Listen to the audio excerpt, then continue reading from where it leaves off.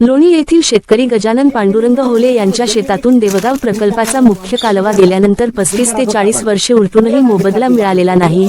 मोबदला न मिळाल्यास 23 फेब्रुवारीला आत्महत्येचा इशारा दिला आहे। यावर तोडगा काढण्यासाठी यवतमाळ येथील संबंधित विभागाचे अधिकारी घटनास्थळी दाखल झाले।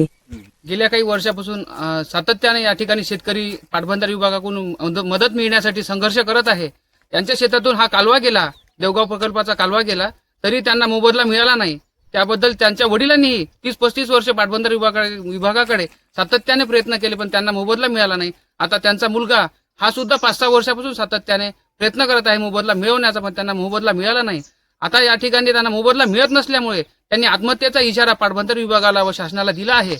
त्या निमित्तानं त्या अनुषंगाने या ठिकाणी सिंचन विभागाचे काही काय म्हणते अधिकारी आले आहे। या ठिकाणी आपण त्यांच्याशी बोलू। काय वाटते साहेब तुम्हाला, कधी आहे ना मोबदला मिळेल? आता याची प्रोसिजर चालू आहे।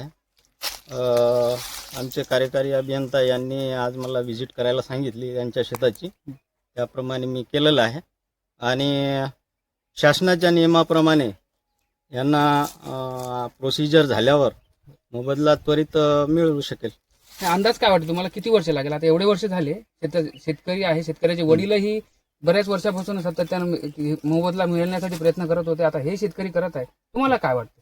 नाही, आता हे की नाही बरोबर आहे, तुमचं जास्त दिवस झालेले आहे, मान्य आहे, परंतु आता आम्ही लवकरात लवकर म्हणजे निकाली काढण्याचा प्रयत्न करू। हा देवगाव प्रकल्पाचा मुख्य कालवा माझ्या शेतातून सन 1980 पासून प्रवाहित आहे।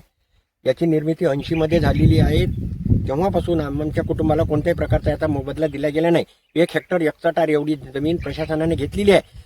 माझ्या वडिलांच्या मृत्यू पश्चात गेल्या 5 वर्षापासून मी मोबदल्यासाठी पाठपुरावा करत आहे, पण कोणत्याही प्रकारचा प्रशासनाकडून पाटबंधारे विभागाकडून प्रतिसाद मिळत नसल्यामुळे आणि आम्ही त्यांना मोबदल्यासाठी वारंवार आश्वासन देत आहे, त्यामुळे आम्ही आत्महत्या करण्याचा निर्णय घेतलेला आहे। येत्या 23 तारखेला आम्ही आत्महत्या करू, त्याआधी प्रशासनाला कळवू।